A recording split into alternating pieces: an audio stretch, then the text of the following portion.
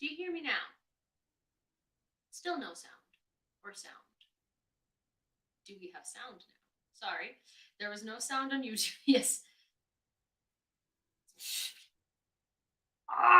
There is no sound on YouTube. Okay. Okay. How about now? Do we hear me now? Well, there is sound on TikTok that I know for sure. There was no sound on YouTube. So I'm going to, one sec. Do tell me. Okay. Do we still hear me on YouTube? Because I want it to be in the microphone, not in like the, hi everyone. Cash Money, what a name. Yes, fine. Okay, cool. Less. So let me get the gain a little bit. Hi, Carolyn. Sounds good on both. See, I love when people watch on both TikTok and YouTube, because then when comments are delayed on YouTube, I can hear them on TikTok, or not hear them. I can read them on TikTok. It's quieter. Low. Okay. What about, let's do this. I'm gonna increase gain. Wait, sorry. Okay. Okay, well.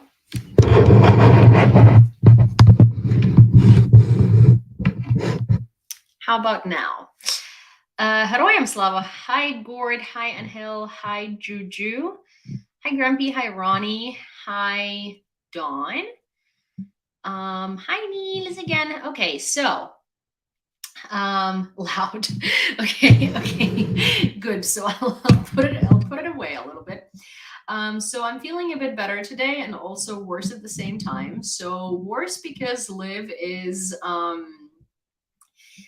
at her trainer's. He came to pick her up today. Hi, Chad. The reason why I sent her to the trainer while we're looking for a family for her is because basically I could not open the door into my bedroom. Так, Україна понадесе. Hi, Carlos. I could not open the door into my bedroom because every single time that I would do that,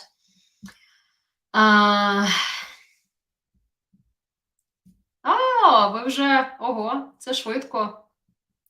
Це швидко. So the reason, oh, hi, Niels. So the basically the reason why I did that is because I couldn't open the door into my bedroom where Cindy was, because every time that I would do that, she would every time she'd hear Liv this morning, she would run up to the door and start growling, and it was impossible. It was just impossible. So I didn't know what to do because I couldn't feed them, I couldn't walk them, I couldn't move around the apartment, I couldn't do anything. And Cindy would she would wait for me to open the door, and she would try to escape. And so, yeah, so this was a difficult morning, but then Liv's trainer came and picked her up. So she's with the trainer. We've been talking to a couple of people who might want to take Liv in. One is my dad's friend.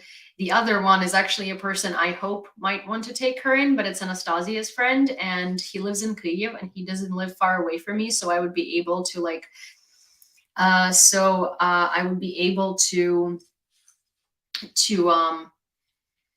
I would be able to visit her and stuff like that. And so I'm just I'm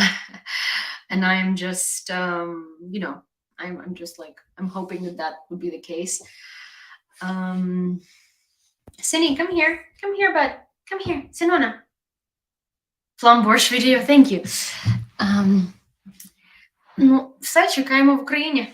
Cindy, come here. Come here, bud. Thank you. Come. Hello. Oh, yes. Good girl.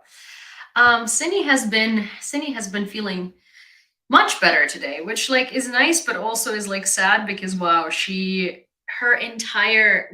when the trainer picked up Liv, she ran out of the room and immediately went looking for Liv, right? And then she realized Liv wasn't there, and she was happy. Hi, Justin. Oh.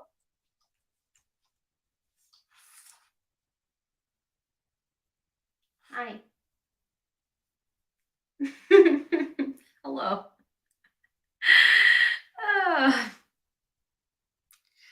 Uh, Hi, Michael. Sid. So yeah, so it's on the one hand it's really nice because I'm happy that she's feeling better, but on the other hand it's like so sad because I can tell that she feels so much better without Liv, and I'm like, no, because I miss her. And yeah, so it's you know, it's bittersweet, and it's been raining in Kyiv for the past like 3 to 4 days, and I took so Cindy hasn't been wanting to go outside. She does not like Дякую. She does not like rain, she does not like snow, she does not like any such weather. And so she's been like very reluctant to go outside at all. And I forced her today by literally having to provide her with treats so she would go outside, because I wanted to take her on a walk because she's been like incredibly, she's been like at home. And so I wanted to like go on an actual walk. And so I took her because she will go like do her business and run right back inside. And I was like, no, we have to like walk somewhere. So I walked her to a dog store. And while I was walking her to the dog store, I had to give her hi David, and hi nice boy. So I had to give her treats while we were walking there. And then I saw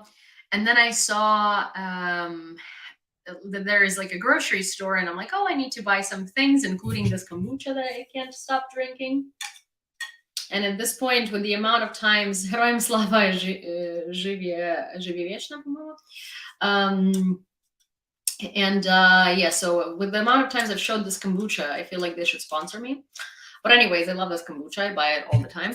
So I saw a grocery store and I was like, I have to get some of these things. Hi, great grandma Fulton.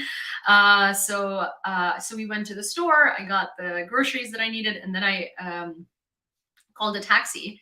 And in Ukraine, in like Uklon, which is the taxi service, you can specify that you are with a dog.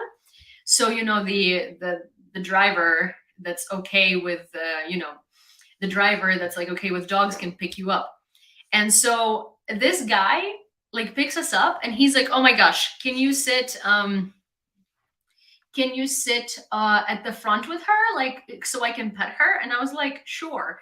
So we sit at the front and he's like, I love dogs. And he's driving and he's just like, you're so beautiful, you have no idea how beautiful you are. And he's just like giving Cindy so much love. It was so funny. He was like, a French bulldog once saved my grandmother's leg. I love French bulldogs. He's this wild guy, and it was like so funny.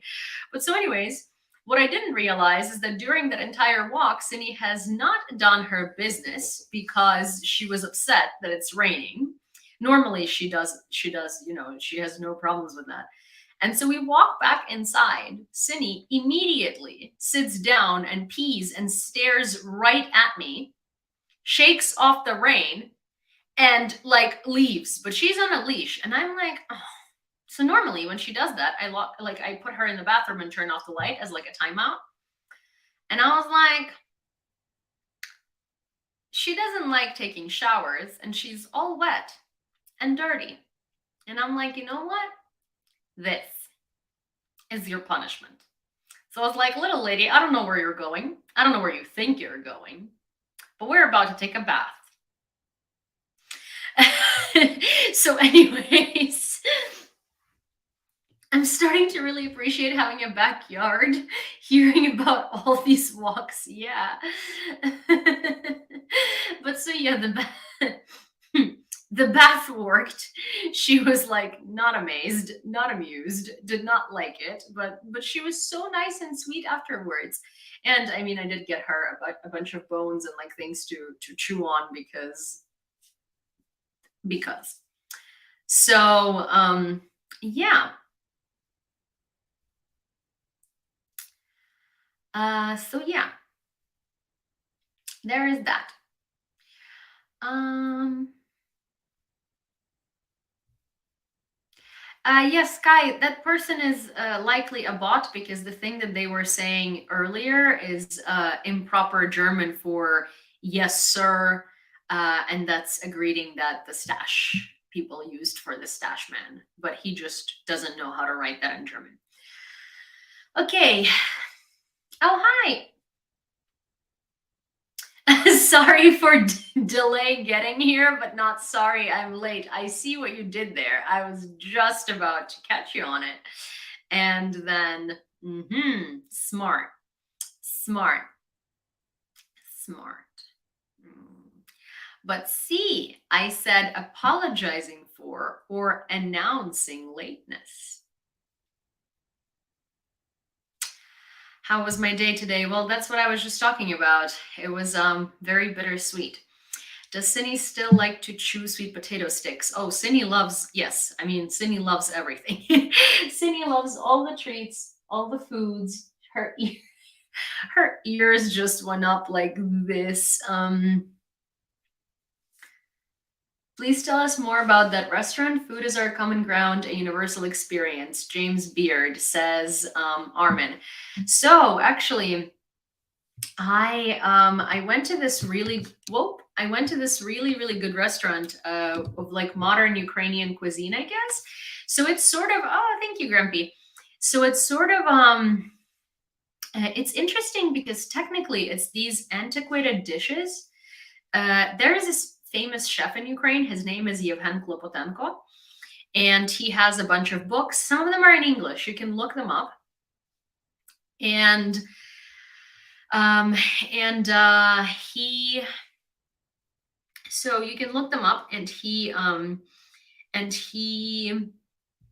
has books, and he has a bunch of restaurants in Kyiv. I've only been to one, and I very much want to go to another one. And so he specializes on Ukrainian food, which is really awesome because, and I know that for most people, this is not anything like, if you live in Mexico, obviously there are lots of restaurants with Mexican food, right? Because you're in Mexico. If you live in Spain, there are going to be like lots of restaurants with Spanish food because you live in Spain. If you live in England, there are unfortunately restaurants with English food. No offense, kidney pie is disgusting.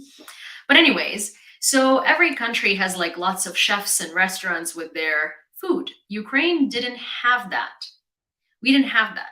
Like we wouldn't have chefs specializing in like preparing phenomenal Ukrainian food.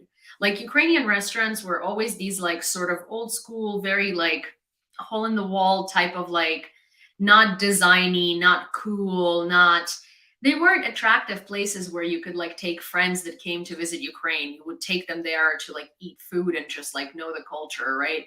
But they were never, no one has ever tried to make Ukrainian restaurants amazing because inferiority complex.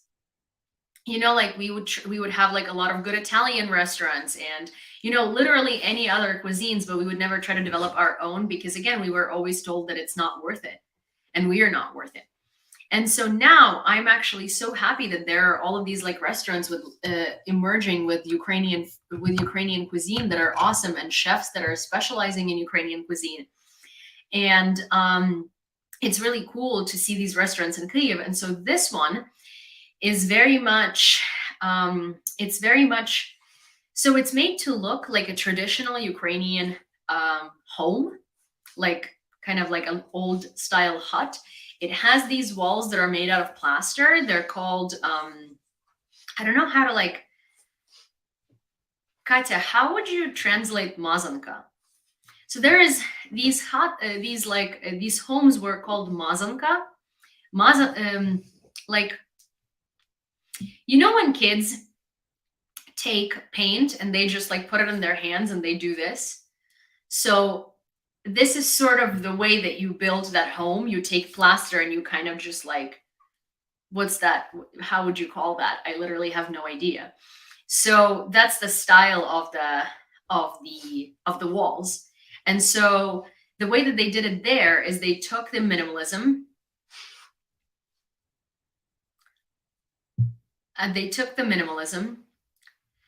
and they made these like amazing, these old school like plaster walls there. They put some wood in there and they paid tribute to, hi Anna, they paid tribute to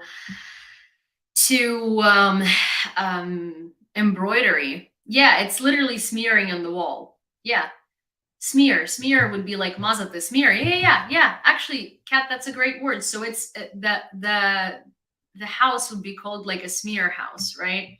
Because that's how you would build it.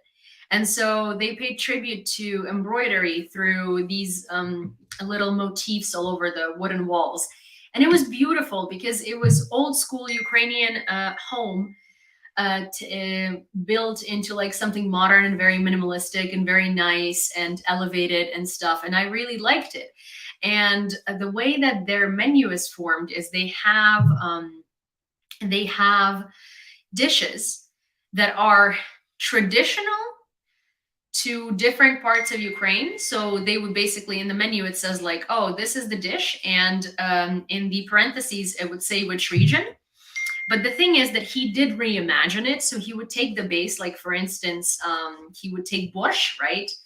And he added like the smokiness to the borscht with plums and pears. And I've never had borscht like that before, and it was so good. I mean, like it tastes very different, but it's so good. And apparently, that's just his thing. He reimagines these traditional old school Ukrainian dishes into something new and interesting and cool. And so I was really impressed. He apparently has another restaurant in Kyiv called Poltava. Also, someone just said there is a restaurant in Chicago called Russian Tea Room, and I had the best Ukrainian borscht there. So first of all, Russian Tea Room is Russian, and they can't have the best Ukrainian borscht, and because first of all, they have this idea, Russians, that there is Ukrainian borscht and Russian borscht. Borscht is Ukrainian. They stole our dish and appropriated it. So you can't have the best Ukrainian borscht in Russian tea room. Second of all, borscht is Ukrainian to begin with. So, but Russians always on the menu, they will have borscht and Ukrainian borscht. No, it's borscht and it's Ukrainian. And if you want to have a borscht and you want to have the best borscht, you go to a Ukrainian restaurant. And there is a great Ukrainian restaurant in Chicago called Tryzub. Russian Tea Room is a place with у поляків теж є борщ. Okay, so someone says that Polish people also have borscht. Well, their recipe is very different, and it's not borscht, it's basht, and it actually is very not similar to what Ukrainian borscht is. So, thanks. Anyways, sorry, I just hate bots, and I also absolutely do not pay attention to anyone who speaks Russian. However, this time I did because I'm so tired of Russians basically saying like, oh, well, these countries have borscht too. Yeah, well, see, Russia, for instance, has, a lot of different dishes like pelmeni, which were literally stolen from Mongolians. Interesting. But Russians for some reason think it's a traditional Russian dish. Anyways, but if you want to have Ukrainian food, you shouldn't go to a Russian restaurant. You should go to a Ukrainian restaurant, and it's incredibly demeaning and incredibly disappointing, and also offensive. When someone tells you, "Oh, I wanted to go eat Ukrainian food, and I went to a Russian restaurant. I wanted to eat French food, so I went to an English restaurant."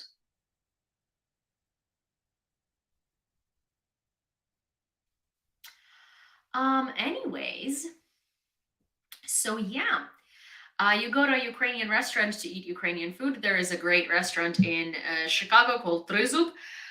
It's not fancy or anything. It's actually a bit like it's over the top, and there is just like a lot of Ukrainian decorations there. The decor there is honestly like, oh my God, but the food there is really, really good, and they have a huge menu. And they have all the dishes from all the regions, including Carpathians, which is really, really good. Sorry, Russian food is better. It doesn't taste like fraud and corruption, says a space cadet. Do you know so this is a Russian troll. Do you understand what a space cadet means? When someone calls you a space cadet, they literally mean you're slow. So thank you for naming yourself on the internet and giving yourself a handle that literally describes exactly what you are. And now have a great day.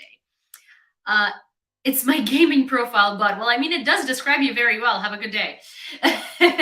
Anyways, so there's that. Um,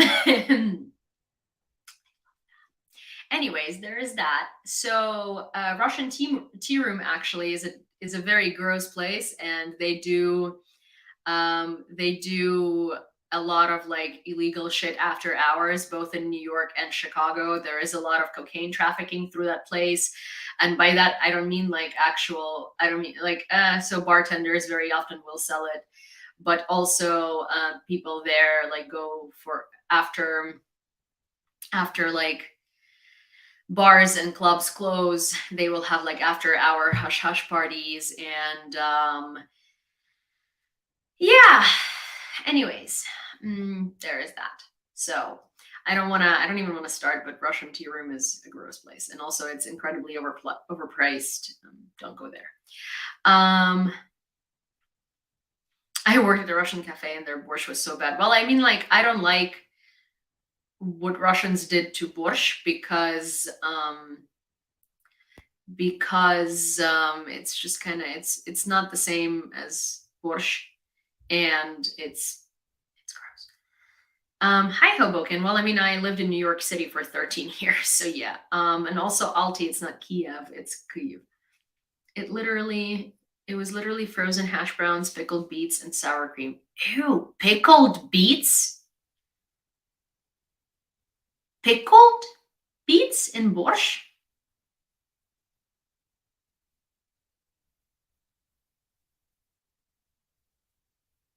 Pickled beets in borscht?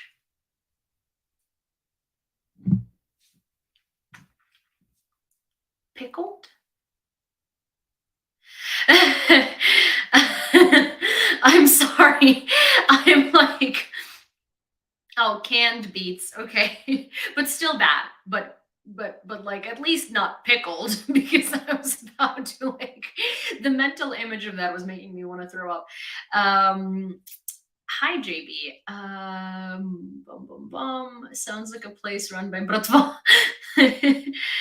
Oh yes, it does. I mean, hey, it's literally what it is, to be honest. Remind him that his nation's writers described their country as a gulag archipelago. Yeah, I mean, that is exactly what it is. Sir TDS says Russian elections. The suspense was killing people.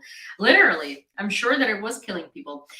And like Germans putting sauce on schnitzel for Austrians. Hey, Germans and Taurus now. Yes! Tobias. Danke sehr. Das stimmt. Russian tea room sounds like something with an arsenic in the tea. Might have it. Oh my gosh, you guys are on a roll today. These are some of the better jokes that have come out of this channel. Most people in UK have pickled beets more common than fresh beetroot in shops. Yeah, I mean, pickled beets by themselves is fine, but you do not make borscht out of pickled beets. That's that. Or polonium like they did in London. Well, I mean, listen, so Russians do like poisoning with arsenic. Or arsenic. I think it's arsenic. And I don't know about polonium, but if it's Russian tea room, they likely will have Novichok in the tea. That's a thing. I'm sure they like putting Novichok everywhere they go. So yeah.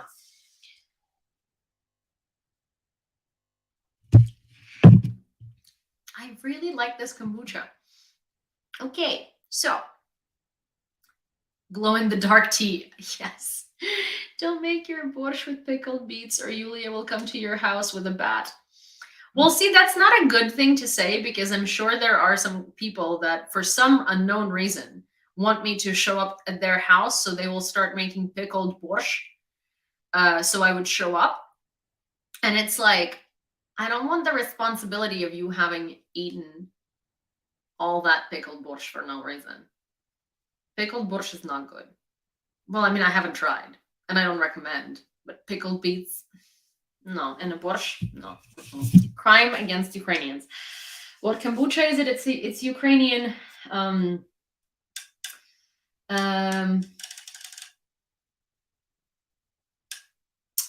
It's a Ukrainian brand. It's called Spraha, which means thirst. So yeah. Da-da-da-da-da. Yulia will NAFO bank you with her bat. Bonk you with her bat.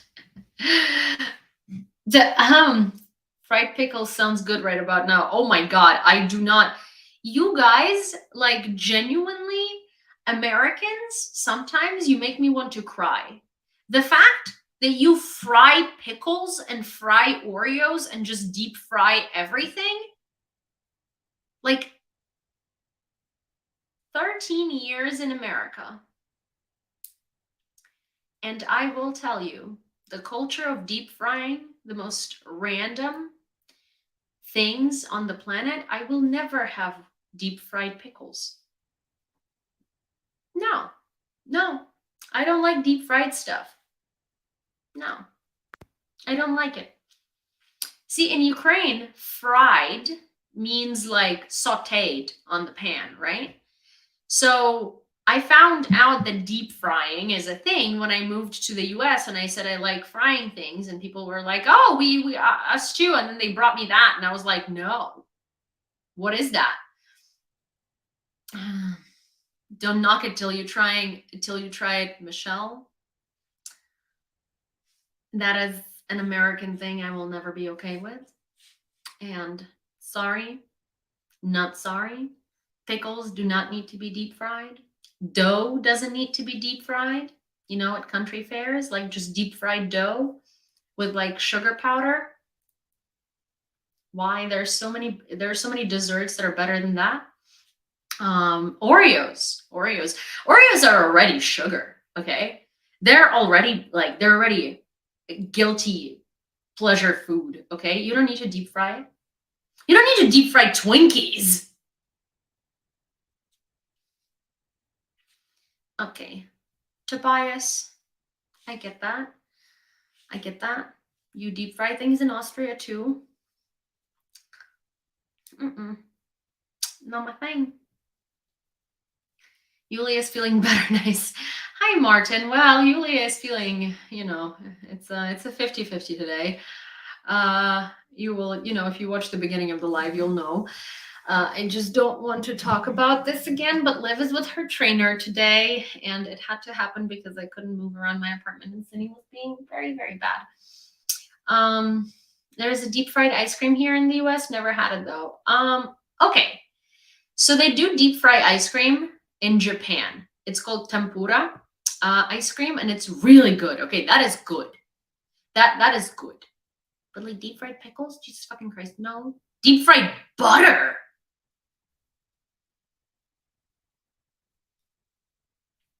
Deep fried butter?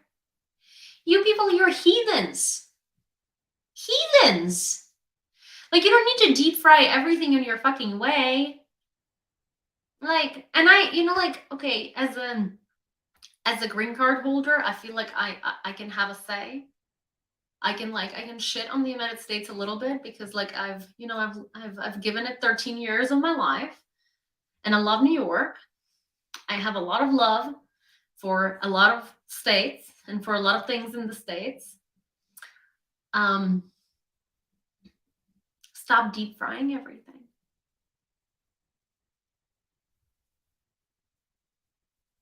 Deep fried sushi?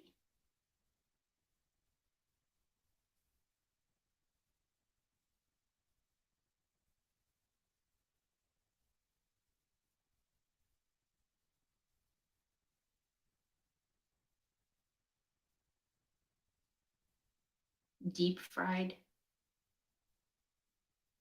sushi?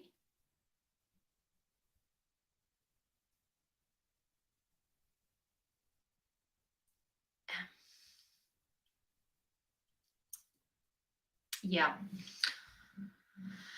Anyways, I like sushi. I don't deep fry them. Mm-mm. Cubed meat, deep fried. Okay, you guys, I'm becoming traumatized from this conversation. See, here's the thing.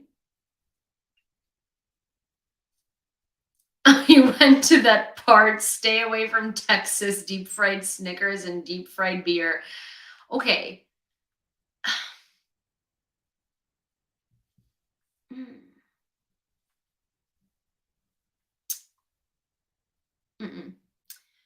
No one was saying that Germany sent tourists. It was an Austrian person saying, "Hey Germans, send tourists." Like as in like they meant like they were saying, "Hey Germans, please send tourists to Ukraine." Well, Texas is its own breed of food, okay? Charming thing about Ukrainian culture is that as a guest, you must be fed. First time I met my mother-in-law, got to Rivne very late, and she had an intense amount of food waiting. So much food. Oh yes. Oh my gosh. If you come to a Ukrainian household and you do not like come out of the Ukrainian household absolutely completely just so stuffed, have you were not at a Ukrainian household. Also, like the interesting thing is I've lived abroad for so long, right? And I'm not a person who like normally feeds people, nor am I like very housewifey at all. But I've noticed that the older I get, the more I'm like your typical Ukrainian grandma. You know, like you come to my house, I will be feeding you. Like I will be feeding you with everything I have.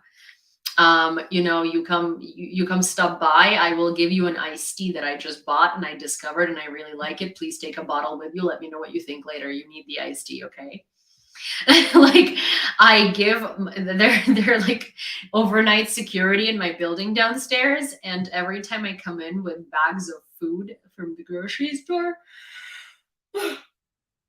I give them those cheese desserts that I like.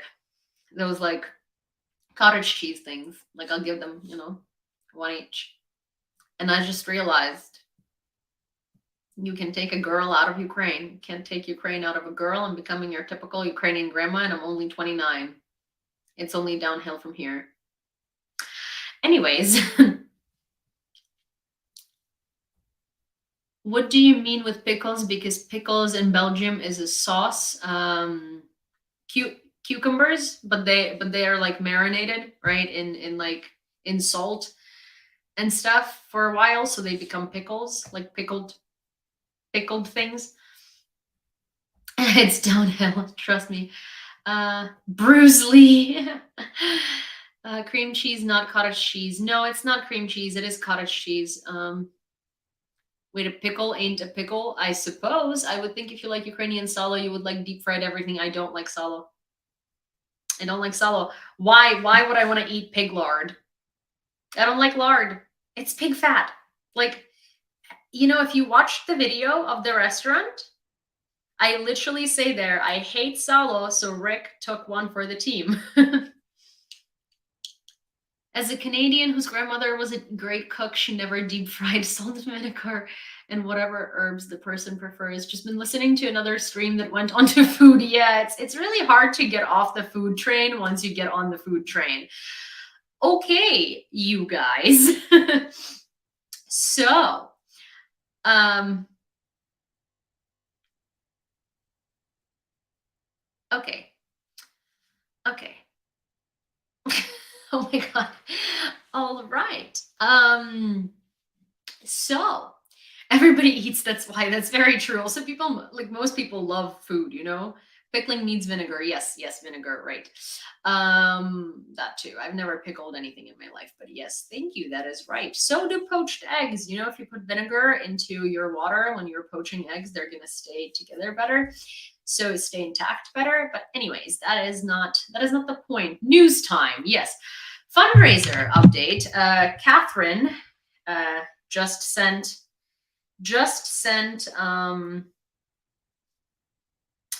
Catherine just sent money for the fundraiser, and I think it was $20. So we are at $20. Oops, sorry, $20. $13,373.90. We are very close to all the $15,000 that are required to buy 6 drones for 6 DJI Mavic 3 Pro drones for third separate assault. If you would like to donate to the fundraiser and you are on YouTube, here's the link to donate to, or you can just copy it right there in the comment section. If you are on TikTok, then Grumpy just posted the link right here. And you can also donate through going to my profile and going to the link in bio, and there is the black and orange fundraiser, and it'll tell you more about the fundraiser, and you can donate through Venmo, PayPal, Monobank, and Revolut. And all of your PayPal and Venmo donations are going to be announced during the live right immediately, and add it to the total. So, be like Cat, donate for drones. Was that I can dance. Can I dance for drones? Like, terribly dance, but still, We can all meet someday in Kyiv at that restaurant. Yes, Carlos keeps wanting me to go to a, was it Brazilian barbecue restaurant in Kyiv that I still didn't find yet. I've worked with food for almost 30 years. Ooh, food is how we unite. Yes. Deep fried salad, gross. Okay, you know what? I'm not going to be able to. One drone is $2,500. Well, it depends. So if you buy it from the from the site in the US after taxes, it's about $2,500. But it's usually, you can find used drones cheaper in Europe, and the reason why it's $2,500 is because I don't know where they're going to be buying them from, so I wanted to make sure. But all the money that's not going to be used to purchase the drones themselves is going to be used to purchase batteries for the drones. So batteries, controllers, all of these extra things that are also necessary. So anything that's left over is going to be used for those purposes. So it's all still going to the drones. But you can often find these drones cheaper in Europe when they're used. But I don't know. Sometimes you can, sometimes you can't. Basically, better safe than sorry. Oh, Lauren! I will be like Cat and donate for drones. Plus 20. These are reconnaissance drones, and they're DJI Mavic 3 Pro. So we are now at $13,393.90. Woohoo! Lauren and Cat. Be like Lauren and Cat. Be like Cat and Lauren. Cat and Lauren sounds like a duo of okay? It sounds like a show of some sort. Alrighty. So first of all, I wanted to show you some videos of Russians abroad. Thank you, Foodie. I wanted to show you some videos of Russians abroad voting. Because you know how all these Russians are like, yeah, we don't support Putin. It's just propaganda, blah, blah, blah. So first of all, remember when I was saying that Navalny is an idiot? Because that Navalny is an idiot because she's asked Russians to show up to the voting and polling stations, and if they don't want to vote, just stand there and then turn around and leave in sign of protest to see that there are more people like you. So I told you that this is the dumbest thing I've ever heard, because Putin is just going to use that to show, not Navalny, his wife, to show, he's going to use that to show the Russian people in the world that he had the highest turnout for the election, and that's exactly what he did. And now you can't really call the election illegitimate because it had the highest turnout of voters, and there is proof of that, because you can see the polling stations and there's so many people going there. And obviously in Russia, no one counts the votes. The results were predetermined, but this helped Russian propaganda so much. But anyways, so the thing is, Putin would have won anyway, no matter, he wouldn't have won with like 87%. He probably would have won with like 53 or something like that, because Russians love him and Russians support him. And highest turnout with only one candidate. So no, there were 3 other people on the ballot that no one has ever heard about, to be honest. So yeah. But the thing is, like, Putin would have won either way. He probably wouldn't have won with an 80-something% lead, but he would have won either way, because Russians do love him. And there are Russians that live abroad that quite literally support him no matter what. So I've seen videos today, I'm going to find them and try to show them to you, of Russian citizens voting in London, in Vilnius, in other places, and they explain why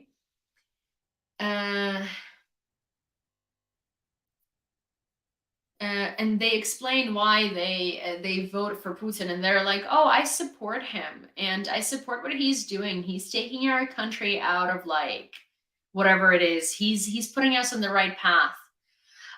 So I'll show you those videos, but also in Latvia today, this is phenomenal. So this is Latvia.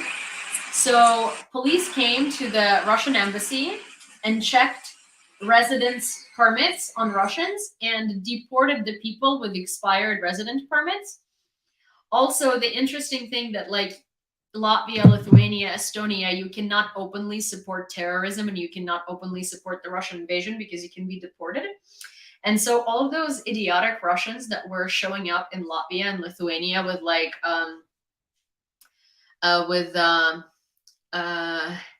St. George's ribbons and with Z's and like whatever, and we're openly supporting Putin and like gloating and boasting about it, they're gonna get deported too. So that's fun. I also love the Russians that say that they love Putin and they voted for him because he's making their country better, who are from who don't live in Russia. Why don't they live in Russia? You know, it's so strange. Why wouldn't they live in Russia? It's so odd. They love Russia. But actually, let me go on Twitter and find you these videos here, and I can just stream them through the phone because I through YouTube. Also, you guys,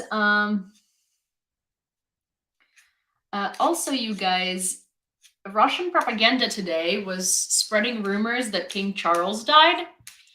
And I woke up this morning and my dad told me that King Charles died, and I was like, I was like, oh yay, because no one really wanted him to be, well, not like, oh yay, but I was like, well, that is a little sad because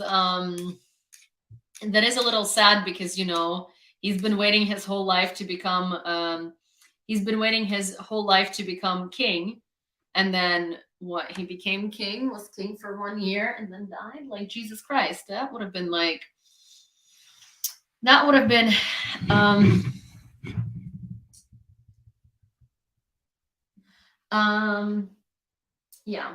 that would have been like, you know, but I just don't like him. I don't like him. I think he was a dick to Diana. I think that he was an older abusive person who like married an 18-year-old and, you know, got her to multiple mental breakdowns, and he was selfish and stuff like that. I really don't like him. So I was like, oh, okay, well, William is going to be king. I don't like him either. And I just saw a meme while I was looking for the video of Russians boasting about voting for Putin. I found a video of a meme, sorry, not a video, but a meme, and I'll show it. Or please remind me to show it to you. Please remind me to show it to you. After I show you the video of the Russians talking about the election, because it is actually kind of funny. It's a meme about like Prince William. You know how like there are like no one can find Kate and where Kate is, right? And so this girl posted a thing that literally says, well, if I was Kate and my husband went from looking like this to looking like this, I would disappear too. And it's like an old picture of William and a new picture of William. And I thought it was so funny. Aren't part of the protest. If I could just speak to you. If you don't mind me asking, who are you here to vote for? It's actually a very private question, but I will be voting for Putin. It's my Putin. that is our president. I'm quite happy. Yeah, I'm quite happy with him. I know that tastes are differ, opinions also differ. People vote for whomever they want, and at the end of the day, we will see who win. But I'm quite happy with what we've got. At least we know his policy. I know where he's going to, and all the other candidates. They are probably, today they exist, tomorrow they disappear. It's one day. Wonder why People. tomorrow they So disappear. I prefer to be more conservative and to trust those. Do you feel that you're in a minority here, or do you feel that other people who are going to vote for Putin simply aren't prepared to say? To be honest, if we will be now in Moscow or in St. Petersburg, so the people will be probably more scared to vote for whomever they want to vote. They will be all voting for, the candidate. But here in London, people are more free. They can vote for whomever they want. So nobody will stop them, nobody penalize them. But I'm still happy to vote for Putin, even I'm in London, even I'm in England, I'm abroad, but I'm still quite happy what he's doing. I'm quite happy with his policy, and to be honest, I strongly support him. But a lot of the anger that we've heard expressed by other people really in the don't queue care. is about the They war can in do whatever they Ukraine, want. the It death is of their- Alexei Navalny. How do you feel on those issues? About Navalny. So this person, he knew where he's going to. So he, as far as I know, he was living in Germany. His family lived in Germany. His wife is in Germany. His children in Germany. So he had a quite comfortable life. So he knew what he is going for, returning back to Moscow. So he did it knowing where he's going. He knew it will be not just like flowers. So he got what he was going to. So, and I was actually very much upset. I was very much upset that his wife didn't come for the funeral. His kids didn't come for the funeral. I find it, like sort of unhuman. We're Orthodox, and I think it's abnormal. When the closest of your family don't come for the funeral. I find it strange. Oh yeah. Well, thank you for talking to us. We've seen you War get in Ukraine. Obviously, nobody won this war in Ukraine. Obviously, I think there is nobody who say that I won the war. Obviously, everybody against the war. And do you not blame Putin for the war? If yes, it looks like from the first glance, yes, he stepped, this border, so he get into the foreign country. That is true. But if you look deeper, what was the reason for this? If you understand the political background, if you see that how close the NATO come to Russian borders, I don't think anybody will be happy if say like burglars and somebody like come to your door and start knocking there. I don't think you will be happy, and I'm not happy with this as well. So I understand that's not from the first glance how it looks like. I understand how it is. Like in real, like a story, how it works. It was prepared for a long, long time. It was going. The NATO was coming, unfortunately, closer, closer, closer, and closer. So, like we come to the point that there is no escape, that it should be done something just to stop NATO. Hopefully, I don't know who is ruling NATO at the moment, but somebody, clever people should be in the world. Anyways, I'm going to stop this nightmare.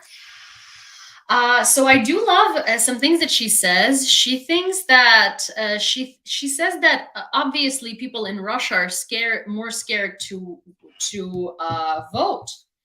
But here in London, you're free to do whatever you want, and you're happy. And she's happy to vote for Putin because because he, because she believes that he's on the right track for their country.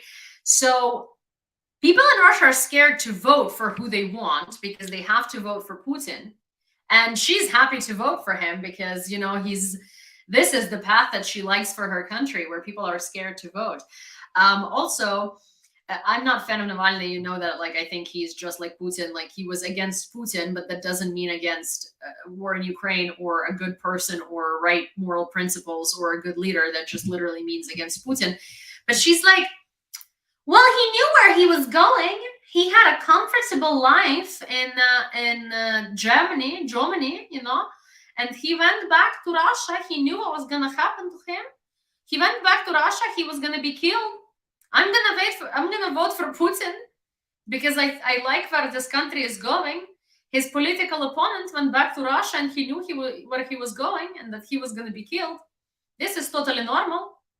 I'm happy to vote for this person. So, like, she's not, you know, like, this woman is not delusional. It's like she knows what Putin and what Putin is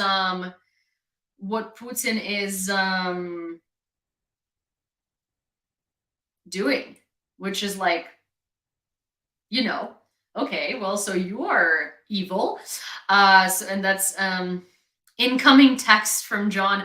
I know, but I can't check it because it's on this phone screen. So I saw that John texted me something about membership gifting or something like that. They are mentally ill. They're Russians, after all. So what was I saying? I mean, yeah, I mean, this woman is, you know, this woman is a typical representative of like of Russian herd. And that's kind of what it is. Yeah, I did love this monologue. I also absolutely love that she was saying. I also absolutely love that she was saying that she doesn't want. No one wants this war in Ukraine, and yet Putin had to do it, and this is necessary. So she does want it because there is no other way, right? In her brain. I mean, Russians are Russian, you know, there's really not much I can say about this. Also, Tyrannus, when you walked in, you said allies have exceeded expectations again. Oh yeah, I'm going to tell you the most, like, literally just mind-blowing thing on the planet, because there are satellite images of everything in Ukraine available for sale, like open access available for sale from American companies, and we're going to get them, and it's mind-blowing. And that's how Russia gets its target, like that's how Russia gets its targets. Yeah. Woohoo! Okay, so here we go. We're gonna, well, we're gonna get there. Fake election in Russia is not free nor fair. Their results do not surprise anyone. Election in the occupied territories of Ukraine have no legal force and are another violation of international law. The German Foreign Ministry said elections in occupied territories of Ukraine have been done under people had guns to their head. Well, rifles. There. Oh, hi, Dre. There would be literally people with rifles to their head. Okay. There would be soldiers stationed there, and they would be making sure that you are voting for the right person. Okay. Also, so you guys, someone tell me what John was trying to ask me, because I can't see the text, and he needs my expertise. But what were you trying to, what was he trying to ask? Can you like briefly summarize? Because I can't actually look at the message because it's on this phone, so the live is going to get interrupted. So if you can tell me what he was saying. Oh, actually, let me see. Maybe I can change that. I can't. Yeah, I can't. Viewer to viewer gifting on YouTube. Okay, so I didn't find a way to do this, but you guys, can one of you who knows how YouTube works, if you could go to John Aravosis's channel, YouTube, and type in the comments how to gift memberships. Could you please do that? Because I don't know. Oh, it's because most of his viewers watch him from the phone. And you can't really do that on the phone. You have to do that from the computer, don't you? So his profile is, his YouTube is John Aravosis, DC. But viewer to viewer, so viewer membership gifting is, so, oh, Damoud, you don't see, you don't see his streams on TikTok because he's banned from going live until Wednesday, I believe. He's looking for the setting if he has to change it. Yeah, I mean, you go to monetization and there should be super chats and, oh, because he probably didn't set up memberships on his channel. So he needs to set up memberships first. And then, yeah, it's in the settings, it's in the monetization settings, and you can set up channel memberships. And then people can buy memberships to your channel, kind of similar to Patreon. And then they can, and then viewers can gift memberships to other viewers. He had memberships. He has memberships. Oh, and then, yeah, then, oh my gosh, everybody's here. Like, everyone's here to help John. So yeah, then I don't know, but there are many people on this stream that are way more qualified. No, you don't have to, you don't have to set it up in settings, but you have to be on your computer to gift memberships. You can't do that from the phone. So there's that. Approximately 40 Russians are slated to participate in the Summer Olympic Games in Paris, as reported by The Guardian. In December 2023, the International Olympic Committee, IOC, made a decision permitting Russian and Belarusian athletes to compete in individual sports under a neutral status. There is no such thing as a neutral status. This entails that these athletes will represent themselves under the Olympic flag rather than their national flag.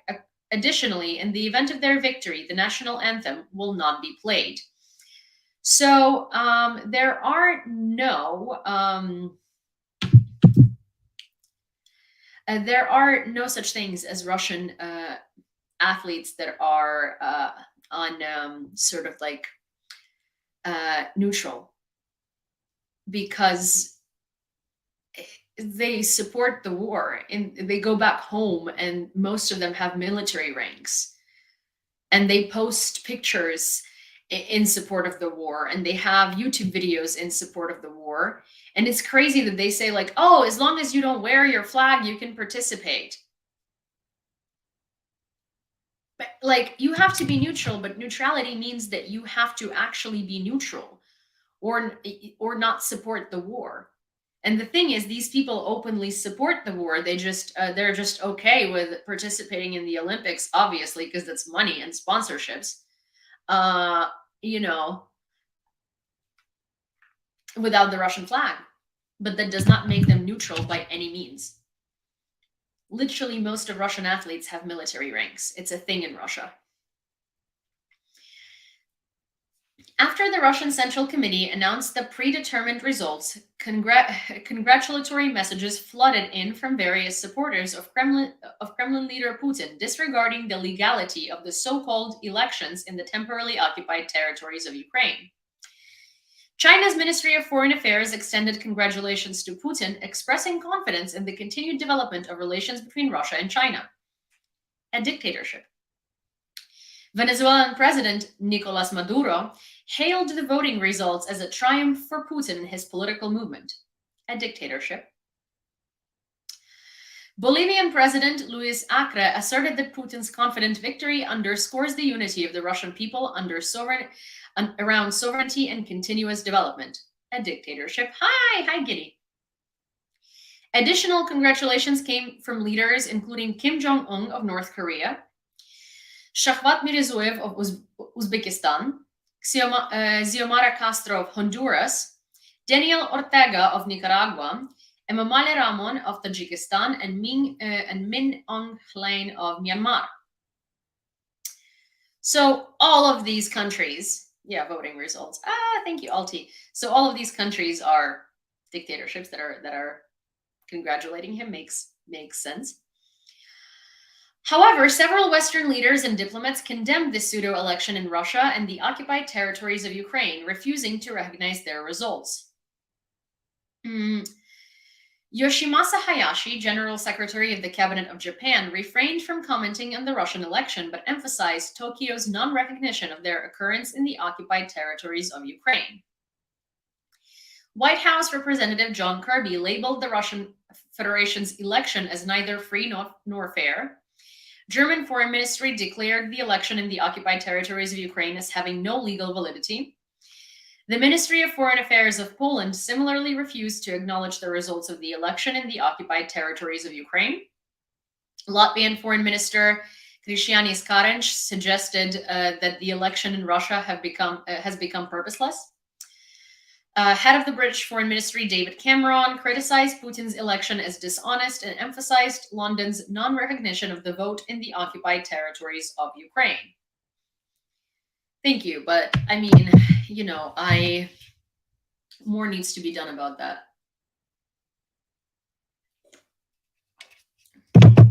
Than just saying we don't recognize it. Oh, Alti, thank you. Construction has commenced on the largest NATO base in Europe in Romania, as reported by Euronews. With a construction cost of 2.5 billion euros, the base will accommodate up to 10,000 soldiers. The project encompasses runways, armed platforms, hangars for military aircraft, as well as essential amenities like schools, kindergartens, shops, and a hospital.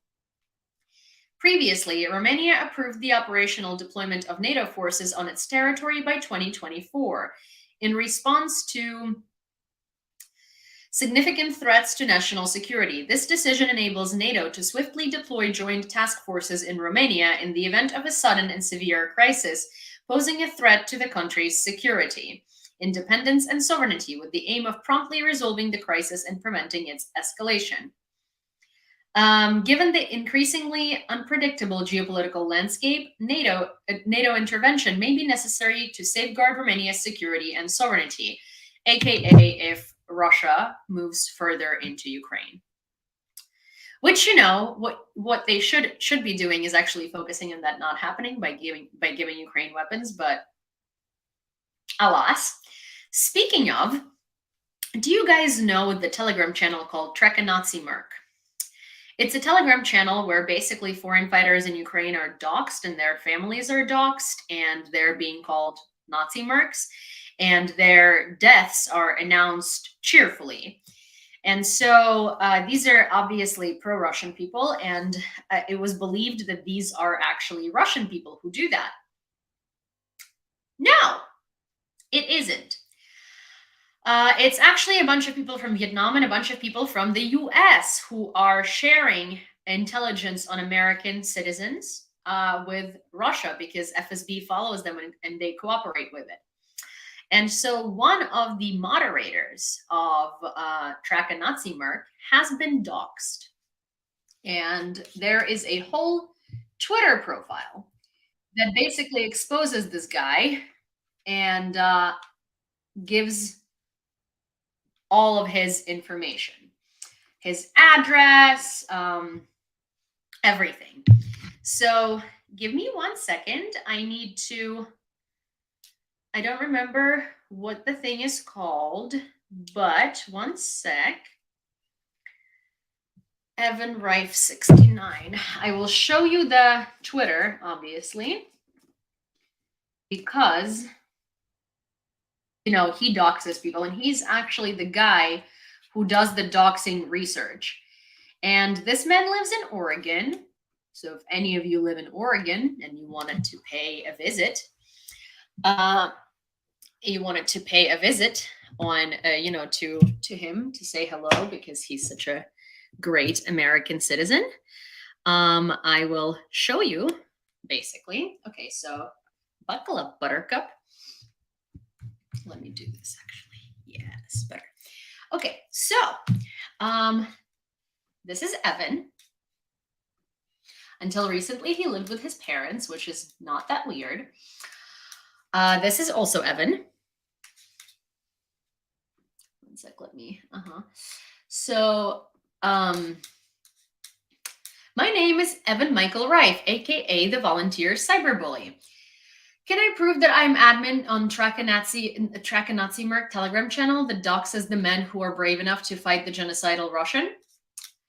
The answer is no, but I can prove that admin admit that I do research to track the foreign volunteers. Example, Yulia here, TG blah blah blah, is an admin that can block people on the channel. She credits me for research in November of 2022. There are many messages mentioning blocking. My TG handle is Felix VCH. Here I am acknowledging another admin as a friend. I also admit that I am Evan Reif.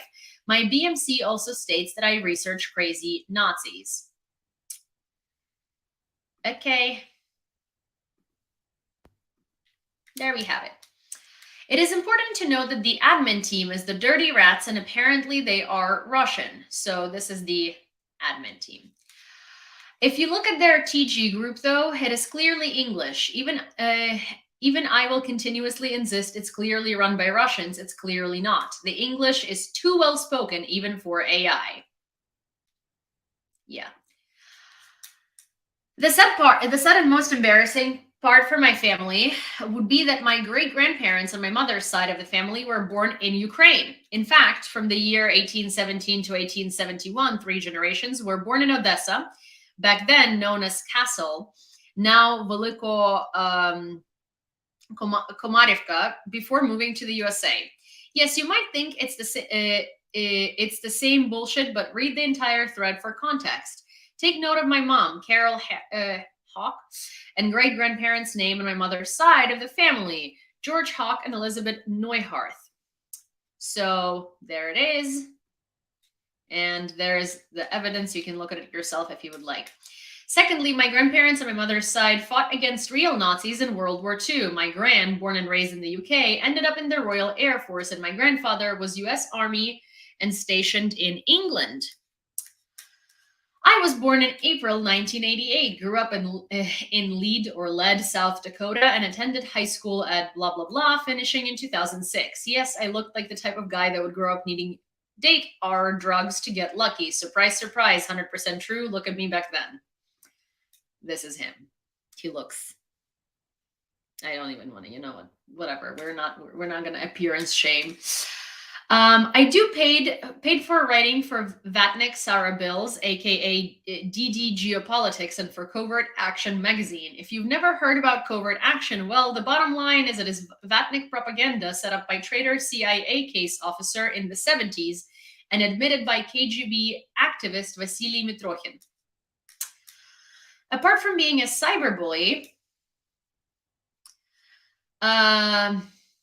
pigs in the forest and complaining about effing pigs in the forest and complaining about everything that is actually right in the world, I also write really simping Vatnik propaganda, many debunked claims among many others that the Bucha massacre was a false flag. I do love it when Sarah brings out this whatever and makes me her little bee, especially after some drugs like heroin, coke, and meth. Here is a little bit of me complaining 3 years back because the popo caught my dealer. I even state drug busts are against the will of US people. No, so he doesn't like the title of cyberbully. This is a parody account. This is a parody account that basically doxed him. My parents, Gary Reif and Carol Hawk, were married in 1982 and divorced in 2006. Dad took over his father's construction company and ended up in hot waters with the construction business for tax evasion and issues with contractor's license. In 2006, my parents divorced. Dad lived in a trailer park, whatever. He sold up in 2011 and moved to Georgia, where he bought a plot of land. This is basically them talking about his parents. His parents actually, mom and dad both hated Trump, Russia, and Putin. A simple browse through my dad's Facebook and you'll see for yourself. But here are some screenshots. He must be real disappointed in the Russian simp that I have turned out to be. So his sister, I don't know what she's like. This is where they prove that it's his lovely abode. It's in Oregon. You know. There are also his contacts. You can write to his work email that's listed there. And yeah, that's that. Personally, I would sign him up for some Scientology booklets and some like random, I don't know, random things that message you a lot. But yeah, I would also call the FBI and tell them about this situation, because the more you report it, the more likely it is that the FBI is actually going to pay attention to it, because this is treason. He's legitimately doxing people, American citizens among them, and giving and sharing that intelligence with the Russians. The Twitter handle is Evan Reif 69. Yeah, he is in direct contact with the FSB. So it's Evan Reif, like Matt Reif. I feel like all the people with the last name Reif somehow have something going on. Maybe I'm wrong. I only have seen 2 so far, and both suck. It's Evan Reif 69. Well, it is grumpy because it is that because it's a parody account. Oh, you're an Oregonian. Uh-huh. Well, I hope I'm so sorry you have to live in the same state as this person. That must not be great.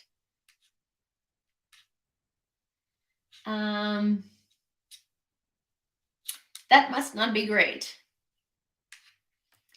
There is a peacetime version though. So, all right. Sharing is caring. I share this information with you. You do with it what you please. Is my family okay in Lviv? Yes, they're okay. It's snowing in Lviv. I am in Kyiv. So, also gentle reminder that the fundraiser is at $13,393.90, and if we could get it to like $13,500, that would be great. That would entail $106.10. What do you think? What do you think? Maybe, potentially. Could be. If you would like to donate to the fundraiser, which is for drones for 3rd Separate Assault Brigade, 6 Mavic DJI Pro drones, here's the link where you can do that, or you can go to my link in bio on my profile, and there is PayPal, Venmo, Revolut, and Motobank. And if you're on YouTube, well, there is Grumpy posting the link, and here is Grumpy posting the link. Okay, in the meanwhile, and your donations are going to be announced and added to the total real time, unless they come before or after the stream. And then they're going to be announced on the next stream. Okay. The election in Russia were neither free nor legitimate, and furthermore, they encompassed illegally occupied Ukrainian territory, stated Minister of Foreign Affairs Antonio Tajani, who is Italian. We persist in our efforts towards achieving a just peace, compelling Russia to halt its military aggression in Ukraine in compliance with international law, the politician added on Twitter.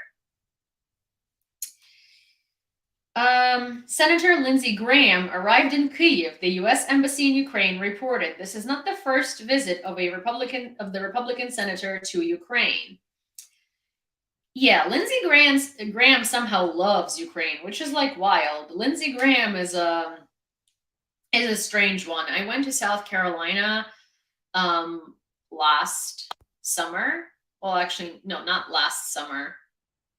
The summer before last summer. I went to South Carolina, and everyone was so supportive of Ukraine because Lindsey Graham is. And like Charleston was like decked out in all pro-Ukrainian decorations, Ukrainian flags.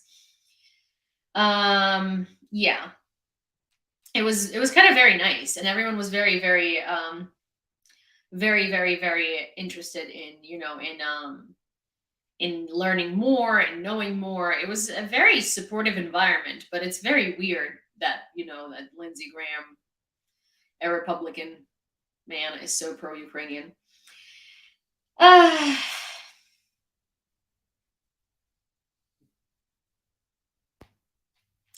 Volodymyr Zelensky held a telephone conversation with President of Indonesia, Prabowo Subianto. I congratulated him on his election victory and expressed my hope for the continuation of mutually beneficial bilateral relations. In 2022, I presented the peace formula, a real way to achieve a just peace, especially in Indonesia.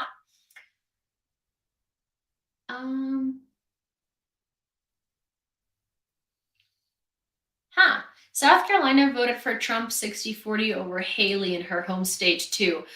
Oh, hi, Alice. Well, I mean, yes, but also like I think that states like South Carolina are well, so first of all, Charleston and big cities always vote Democrat, and it's always the rural areas that vote Trump. So Charleston is very liberal. So are most big cities in every super red state, and so are most big city. Yeah. So it's it's not uncanny. China is contemplating the prospect of joining the Global Peace Summit proposed by Ukraine and at the leadership level, set to take place in Switzerland, as stated. Oh, Frank! Frank donated $106.10, which brings us to $13,500 even. Aw, Frank came to save the day. Thank you. Also, can we all just kind of, I don't know, like snapsies for Frank? Applause, yeah. Well, I don't know if applause, but it's like, where is Robbie with his like, and this is what he used to do for auctions. He used to do this.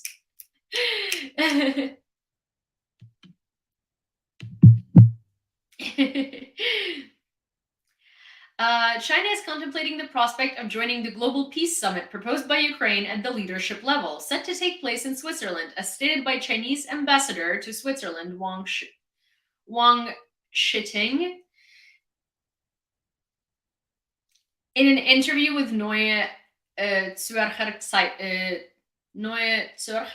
Zeitung. So, Wang Shiting, the diplomat emphasized China's sorry, 069. So we are actually at $13,500.69. The diplomat emphasized China's stance in advocating for peace talks, noting its long-standing commitment to this principle. We have also put forth a strategy for a political resolution to the conflict. It is imperative to uphold the territorial sovereignty of all nations and abide by UN character, the ambassador remarked. Wang stressed the collective responsibility of all parties involved in ending the war. Let's just say his last name is difficult.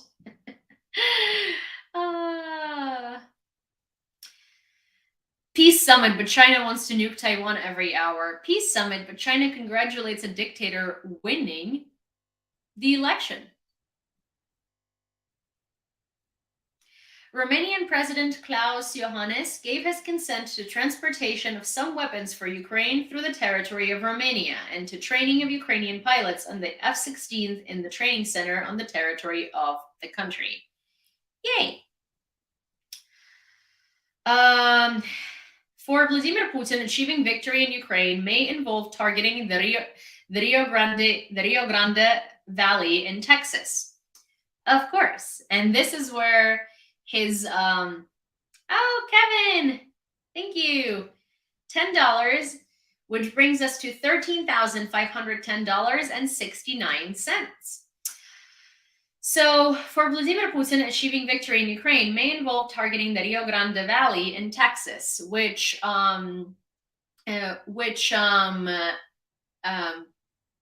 this is where our buddy Trump comes in and their little friendship. In recent weeks, Russian state media and online accounts linked to the Kremlin have been spreading misleading and inflammatory content about U.S. immigration and border security.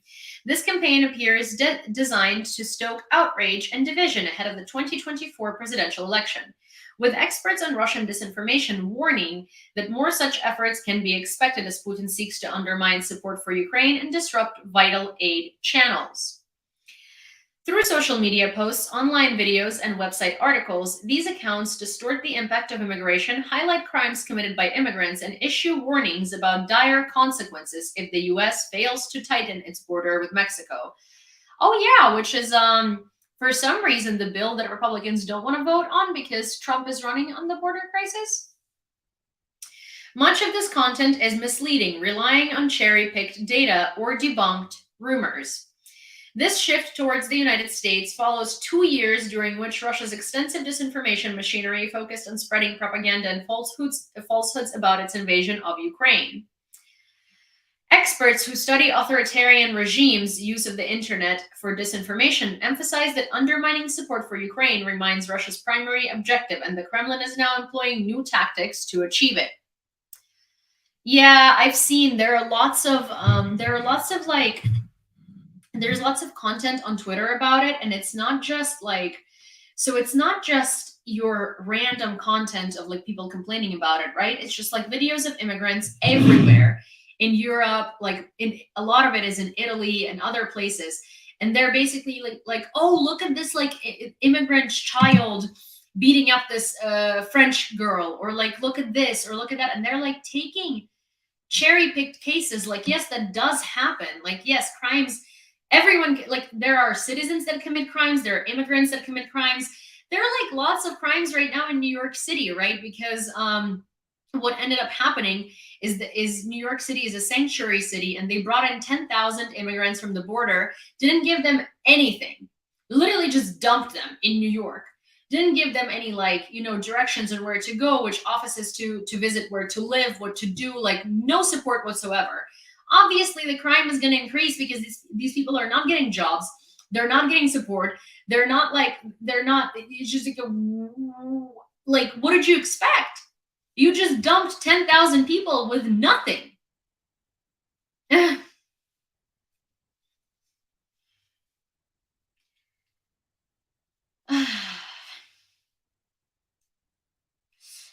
The foreign ministers of EU countries have finalized their decision to allocate an additional 5 billion euros for military support to Ukraine under the European Peace Fund. Putin received 87.28% of the votes in the election of the Russian president, and they counted the votes by next morning. Yeah, because that's possible in a country of 140 million people. Yeah, totally. Especially because Russia is such a digital country and they totally don't count the shit manually. Such data, based on the results of processing 100% of the election protocols, was published by the Russian Central Election Commission.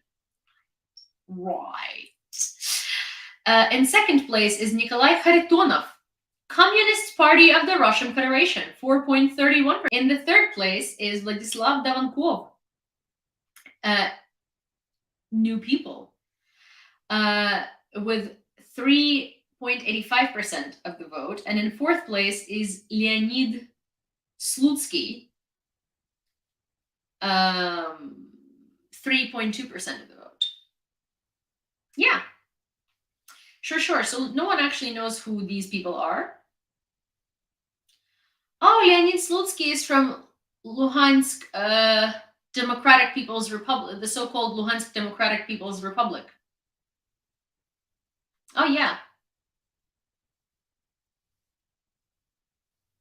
I'm sure they counted the votes like I counted acorns for dollars as a child. Each one was 10. Each one was 10 counted, and then do it a second time just for good measure. Oh my God. Like this. First of all, Leonid Slutsky being from like the inexistent republic is not even, wow, okay, he's running for president of Russia. This is what I'm saying. Like, they took random people who are not even opposition. Like, first of all, the Communist Party of the Russian Federation is not opposition to Putin. The New People Party, never heard of that. And the person from LDPR, first of all, this is literally the occupied territory of Luhansk. Thank you, Alti, and hi, Matthew. Yeah, that's also pro-Putin. Anyway, so these are just filler names, and we know that. The political leadership of Russian Federation and those involved in organizing the election in the occupied territory of Ukraine will face the consequences of their illegal actions, stated the head of European diplomacy, Joseph Borrell.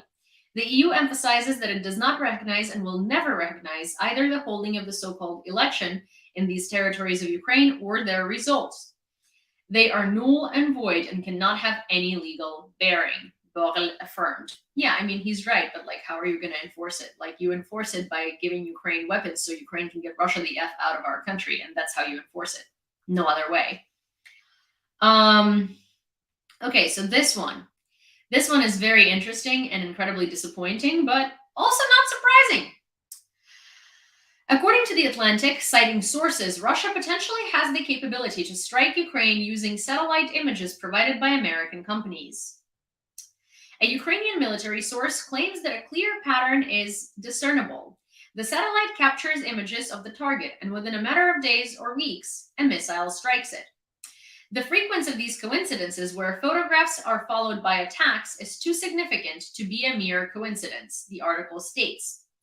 Reportedly, such incidents have been on the rise as numerous companies offering satellite imagery have made thousands of archival photos of Ukrainian territory available for purchase, complete with coordinates and dates. The publication highlights the alarming ease with which satellite images of Ukraine can be acquired. It notes that requests for such images preceded strikes on the airfield near Murhorod on April 2nd, 2022, and Lviv on March 26th, 2022. In the week following these strikes, there were further requests for image sales, presumably to assess the extent of the damage. Although two of the largest American commercial companies, Maxar and Planet, claim to rigorously vet their customers and adhere to U.S. laws prohibiting transactions with Russia, the publication managed to procure a high-resolution archival satellite image of Zaporizhia by contacting a representative from Planet. So someone from The Atlantic just called a rep from Planet, paid them money, and bought a satellite image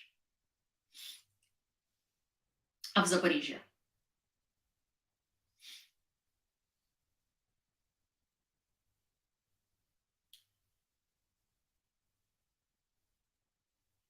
How do they vet their customers?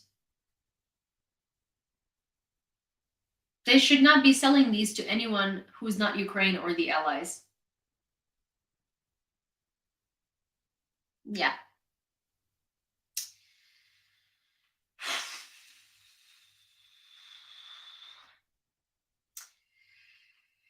Ten years ago, on March 18th, 2014, a soldier, Serhiy Kokurin, was killed.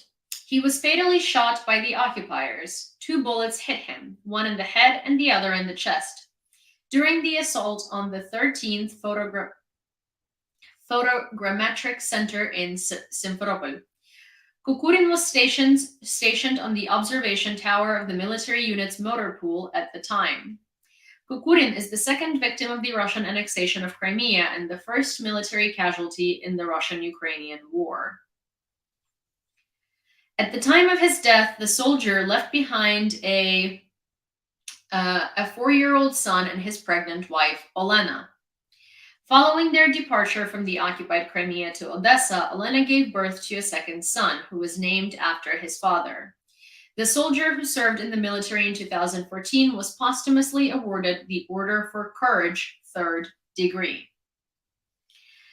So also, there was, I didn't see who sent it, so I'm so sorry. Please reveal yourself if you want to. But we just got another $100 for the fundraiser, which brings us to $13,610.69. And thank you to whoever sent it. I really appreciate it. I'm so sorry that I didn't see who it was. I just saw the amount because I knew that I was reading and I didn't want to interrupt because it was a very important story. But yes, Serhiy Kokurin. I'm going to show you his face because I think that people need to know heroes in their face. So he was the first military casualty of Russia's of Russia's invasion into Ukraine. And he was the second casualty in Crimea.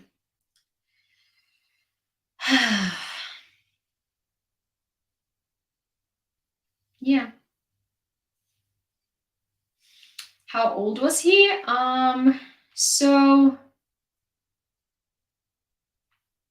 his wife was pregnant.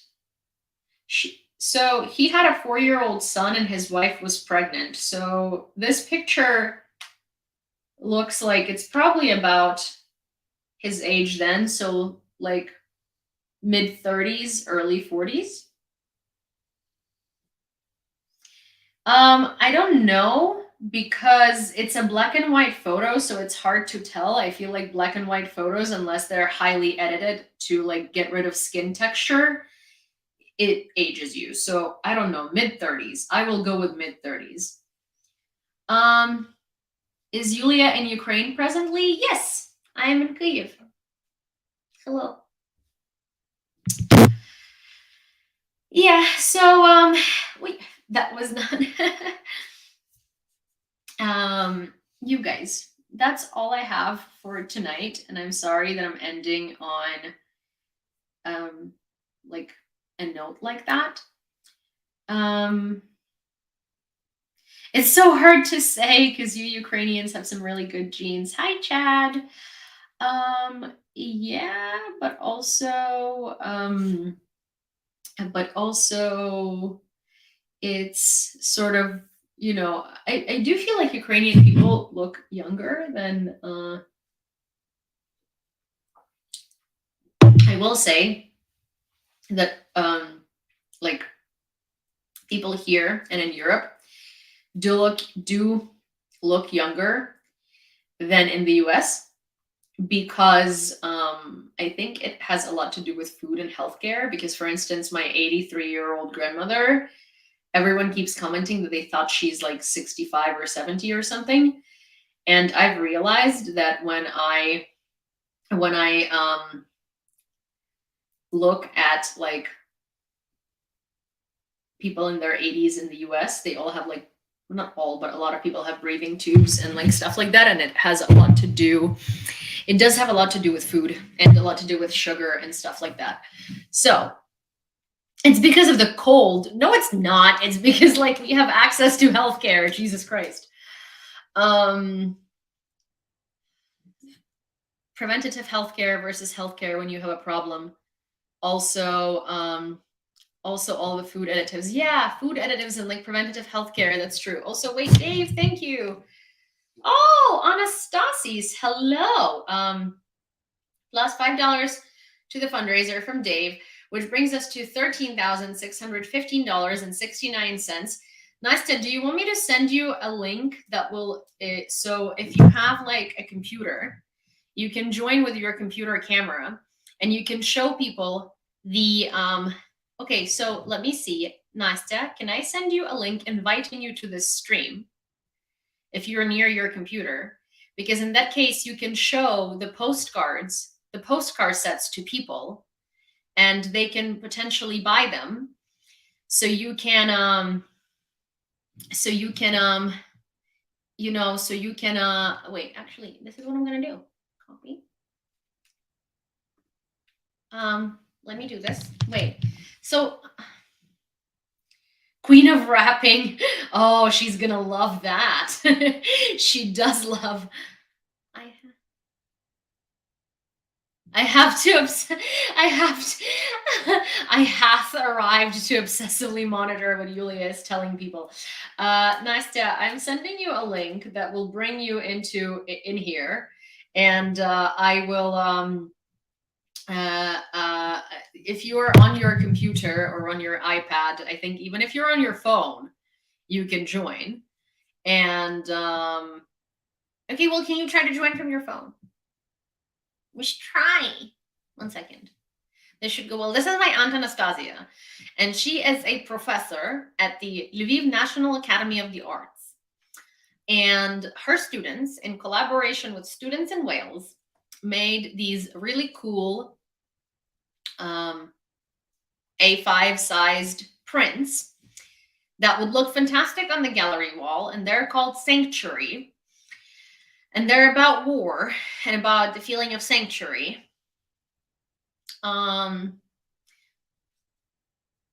No, you don't need to brush your hair. So yes, so okay, well, so it's not one, it's a set of prints. Well, she does have them separately, I think, but it's a set of prints. It's $60, and there are like 20 of them in the set. And I want her to show the prints because otherwise I will have to show the prints. And she's so much better at showing the prints. And you guys are gonna love her. Honestly, I do not know. Most people usually like Anastasia more than they like me, so it's just like upsetting, but it's fine. It's okay. I've learned to live with it. It's okay. Also, she did come first, so you know, like she has that. She has the superiority, right? Oh, okay. Hello. Anastasia. I had to join before you start telling people what the project is without really knowing what the project is. Exactly. See, exactly. Wait, how do I exactly here? Wait. I also need to show you to TikTok. Sorry. Okay. Let me prop you up so people can see you. This is Anastasia. She's going to tell you about the project that I know nothing about, that I just have on my walls because it's beautiful. And while she does that, I'm going to use the bathroom. And I'm going to monitor you in the my own again. She knows how terrible I'm on my own. Anyway, so yes, I will take a bit of Yulia's time to. Well, I mean, time was your time, maybe not Yulia's time. Yulia's. Anyway, as Yulia mentioned, I work with students. I teach them moving image, but because they're illustration students, and we have this friendly university in Cardiff that we're friends with, and I did a bit of like a job thing there, and Anna, a colleague from Cardiff Uni, and myself, we decided to apply for like a grant to do a project that could both students from Cardiff and students from Ukraine could do. So we thought of this illustration project that we would later print using a risograph. And we thought that sanctuary was a good subject because students could reflect on their understanding and their feeling of what sanctuary is for them, because obviously it was last year. And at the time we thought that students from Cardiff would have a slightly different feeling about what sanctuary is to Ukrainian students who were obviously affected by the war, and a lot of them were actually coming from the occupied territories, and some of them weren't, but still, well, we all experienced the war here. So it was very good to have them communicate and to bounce ideas off of each other. And obviously Cardiff students were a bit worried, like, may I ask them about the war? May I ask them what they thought? May I ask them how it was and stuff like that? And obviously the students were like, yeah, you don't have to like turn this subject into a taboo or anything like that, because in the end they're kind of similar age and they come from I want to say similar backgrounds, because both of them, well, not both of them, all of them are our students. So in the end, they had these discussions over teams, and we would put them into little pairs to discuss, and then into little teams, and then they could swap people that they were talking to, and they all were creating all sorts of sketches and answering to the brief. And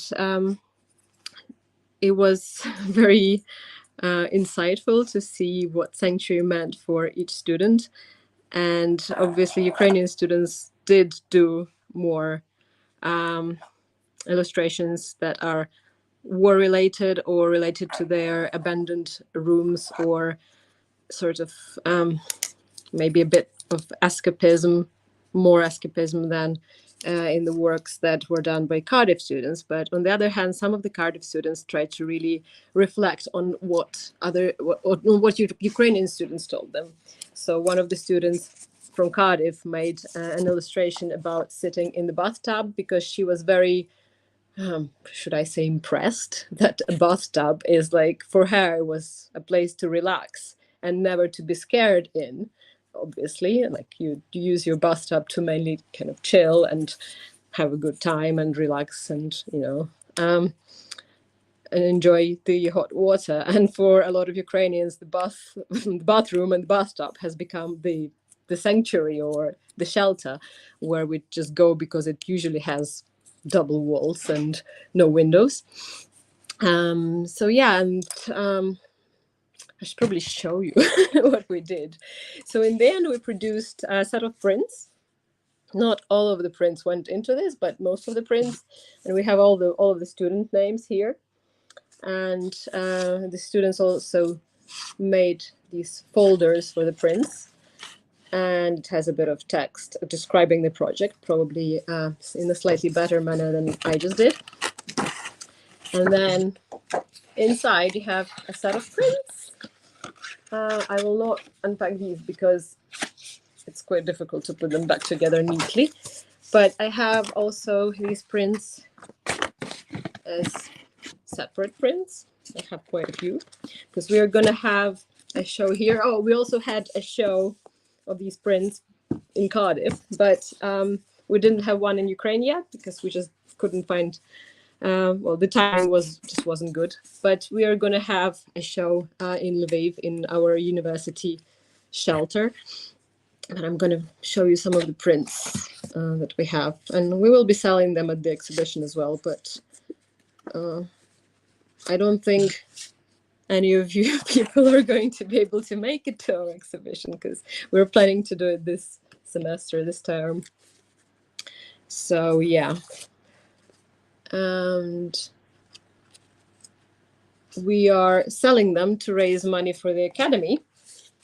And in particular to help the students who study moving image to have more stuff that they can work with because we need everything. We're really underfunded. So we basically try to fundraise, try to use any opportunity to fundraise. And these were made by students and they're very happy that this will improve their learning environment. And also these are quite nice and they're also printed on a Razor printer, which is also kind of cool. So these were just two colors. We had to pick two colors and they were pink and green. And because when they overlay, it creates this kind of purpley brown color. So it creates the sad color, but actually it wasn't there. Yeah, this one's nice. Oh, another one. That's pretty. Yeah, this one is about the abandoned room in Kharkiv. Yeah, and the trees are growing through the window, and those were the trees that kind of comfort you when you look from the window, but then because the room is abandoned, the trees have grown into the room. And for some students, sanctuary is just daily stuff and baking and just going shopping, and like daily routine is their sanctuary. So it's really it was really cool to see how differently people think.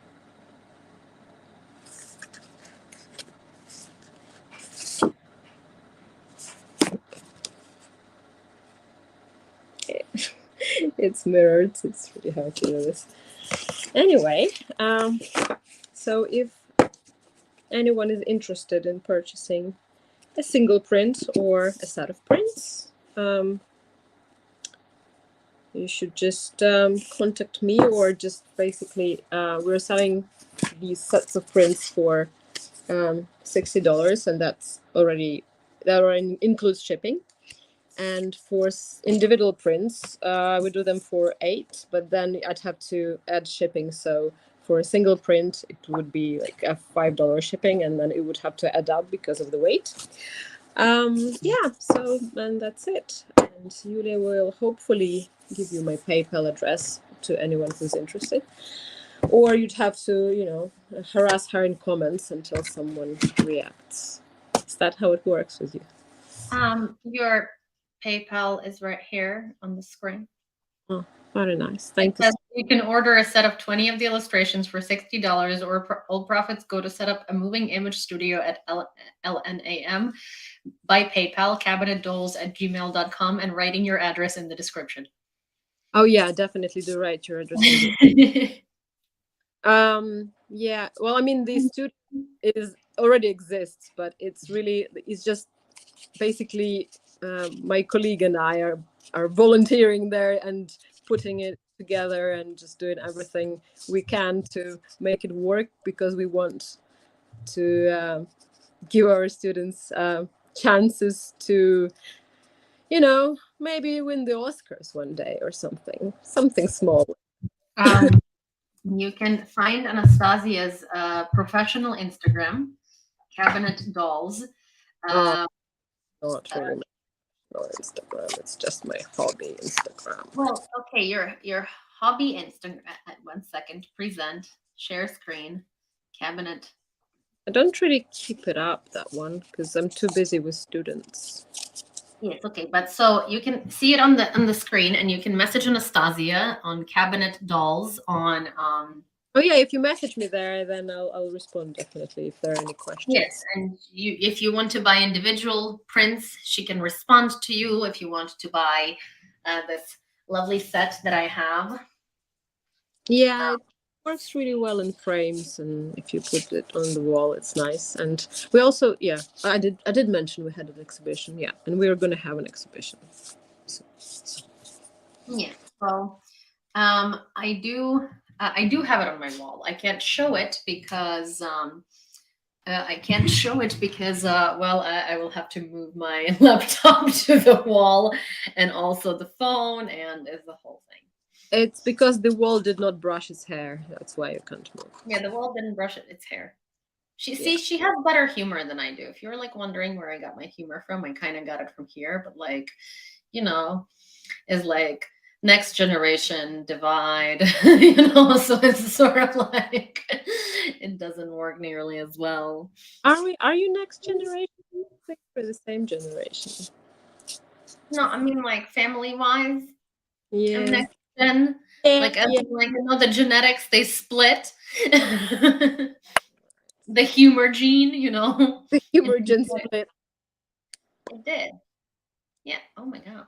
Oh, that's cute. Splits. It's the humor gene. I'm so proud because I've influenced Anastasia. Usually I when I was a kid, I was copying everything she did, which was very, very pissing offings for her. But and now that I'm an adult, I'm very proud of myself because I've influenced Anastasia to buy the same light that I have in my background on this YouTube channel. And not only did I influence her to buy it, we're also going to put it up together when I'm back home for Easter in Lviv. And I'm just like, I'm having a moment. Yeah. I just don't think I'm able to put it up as well as you did. You've got the skills. I'm about to tear up a little bit. Yeah. So this is Anastasia. Maybe one day when we have too much money to spend, we'll put one in our studio as well. Oh yeah. The multimedia studio, I think it would look good there. Yeah. But currently we need other things. We're currently building some stop motion tables, like individual smaller, like half a meter kind of. You have little videos you could maybe show or like of what the studio looks like right now, so people can understand the dire need of fundraising for. How do I don't know how do I show them because I only have one device currently with me. I'd have to look through my phone to find them, but maybe we can do it next time, or I can send them to you somehow, because I don't think I can show show it right now because I'd have to look You for can it. send it to me and I will show it on live tomorrow. All right, yes, I can do that. I can do that. Yep. Also, my favorite family member, do not say a word of this when you see my father somewhere, because I'm pretty sure I'll be disowned for him not being my favorite family member. Deep inside, he knows. Deep inside. Deep inside, he knows he didn't win this one. Yeah. But yes, this is my Anastasis. This is her Anastasis. I call her many different things. I call her Nust. I call her Nastik. I call her Nastis. I call her Anastasis. You see the pattern here. You know how my... Why do you have this song playing in my head? I don't know. Oh, is Berta near you? Yeah. We want to show Berta people here very much love dogs. We love dogs. Oh no, poor dad. I'm team dad because Odin is a dad. This is Anastasia's picture. Don't be team dad. It's not fair. Be team Bert. But she is picky and she likes me, which also made my year quite recently. I was like, wow, this dog not only tolerates me, she comes to me. She comes to me and she sleeps next to me, and I couldn't believe it. This dog is picky. Yeah, she tolerates me, Well, currently she doesn't want to tolerate me. The tongue cracks me up, says Tyrannus. No, I think she's a bit sleepy now. She's had a lot of food today and lots of treats. And she's been, she had a good appetite today and she was demanding food. And now she's a bit sleepy. She's like, put me down. Diane says she's an old lady, I'm guessing. She's 8. I don't know, is it old? I don't know. Right. What's like an average lifespan of a beaver? Like average, probably 13, 14. Huh. So she's like middle-aged. Like me.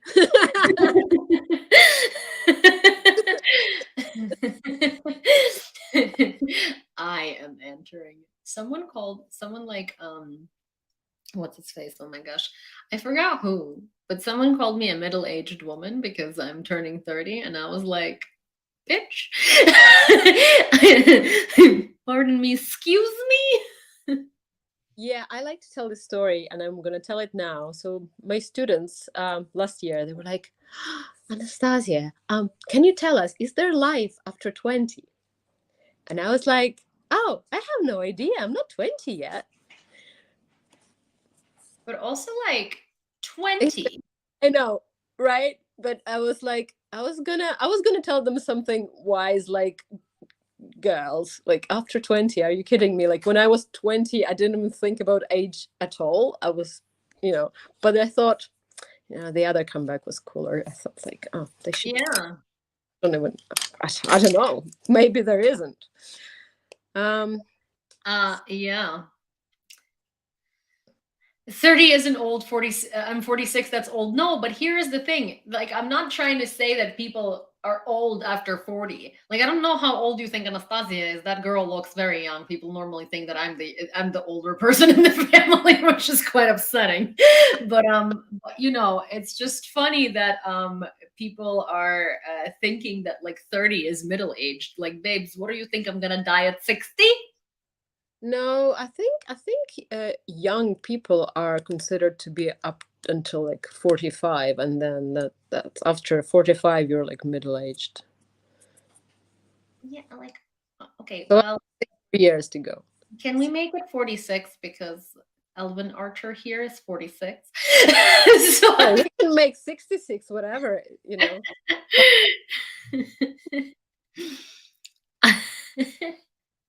Anyways, dogs, City. I love your ONS criteria for young people. Yeah, me too. But it's really weird how like 20-year-olds were like, but is there life after 20? And I'm like, really? Like, no, I mean, listen, 20. I died when she told me this story. Is there life after 20? Like, you little Gen Z brats. Like, what do you mean life after 20? When I was 20, I could like drink all night, get home at 5 a.m., sleep for an hour, go take a test in college. I could like go to 5 other classes and remember everything, absorb information. Right now, if I have a glass of champagne, I'm out of commission the next day. I think they're more tired or something because I remember when I turned 28, that's when I felt like, okay, I can't pull all-nighters any longer and I feel tired and I can't rely on my physical strength or mental strength. I need to help myself somehow. I need to do some more sports, or I need to rest more. I need to sleep well and stuff like that. And when I tell my students this, they're like, oh, but we're already like this. And I'm like, what? Why? No. No. That happened to you at 28. That happened to me at like 24. To them at 18. That's all makes sense now. See, they just get. All I'm hearing here is that with every new decade, it becomes worse and worse and worse. Yeah, but when I talk to my mom and I tell her how I feel, and she's like, oh, well, but that's a shame. I didn't feel like that when I was your age. And I'm like, I think I believe you because, considering all of these people who are much younger and they feel a bit like me, and I feel a bit like my dad. So, yeah. Odin says, if I look at a glass of champagne, I'm out the next 3 days. I'm probably.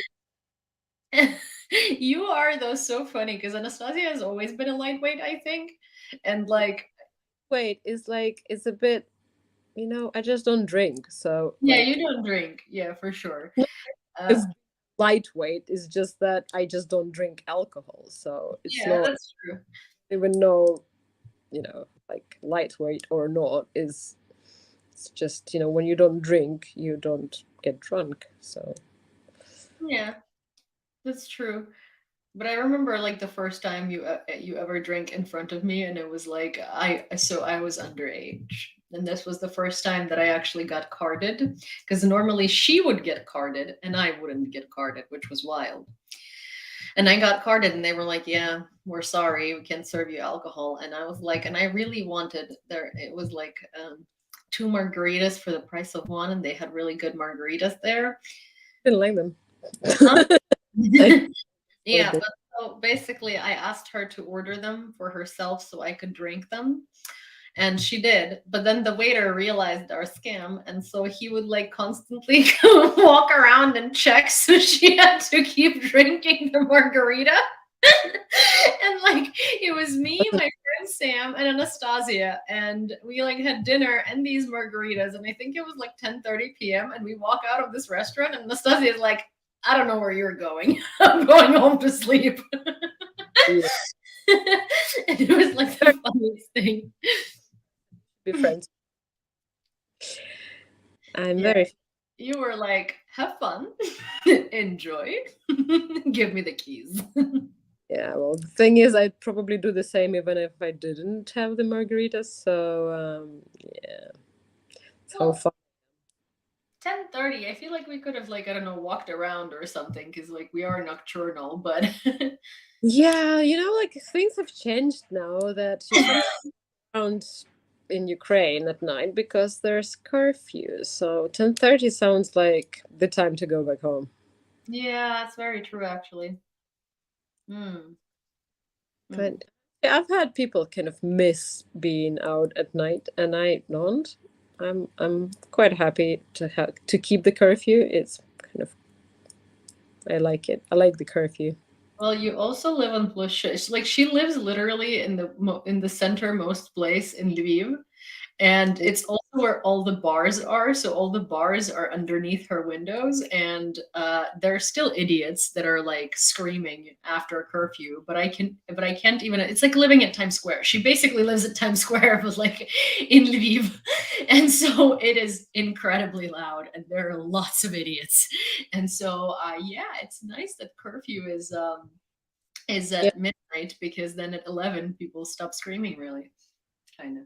12. They stop screaming at 12. Yesterday, no, not yesterday, day before yesterday, someone was screaming at 11:57. I was Oh, like, oh, is it? Oh, still, it's okay. They can Uh, still. Can you please? Do you have your homophone, like the Yeah, loud? it's upstairs. I have. Wait, It yeah. kind of doesn't work anymore. People are not worried. Yeah, sure. Anastasia has a loudspeaker, like an actual, like a, like one of those things you take to protests with you. And she just screams at people when they're too loud. Out of her window. I tell them I'm the police and they should go home or something like that. Yeah. Because the loudspeaker also has options to sound like police or some other alarms. Oh, it does? Because, Oh, I don't have the voice. megaphone. A megaphone. Okay, I forgot what it's called. It's like my voice is not very convincing. I'm not convincing that people like should shut Now, up. listen, now that I know that this is a thing and I'm staying with you at Easter, oh man, I really want to use it. I'm convincing. I wouldn't believe you're the police.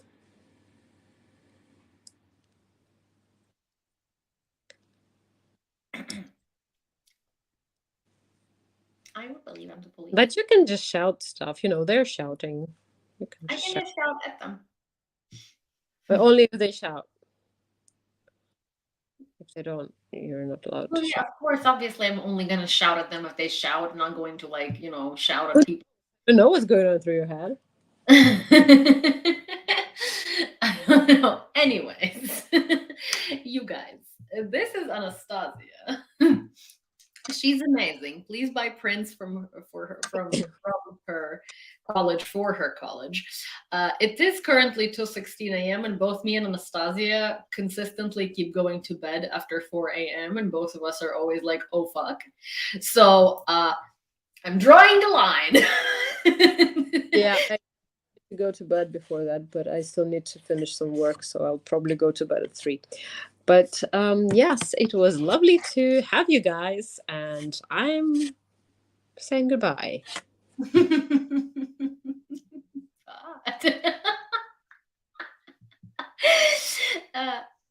Yeah, so I will see you guys tomorrow. Anastasia says she's still hiding. Actually, okay, bye guys. I will see you. You're not seeing what.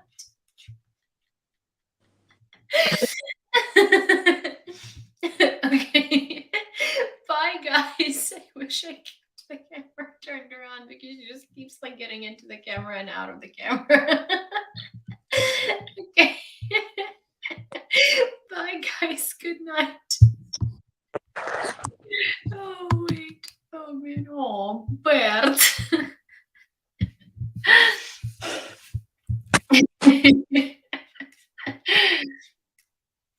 Bart is like, what are you doing? What are you doing?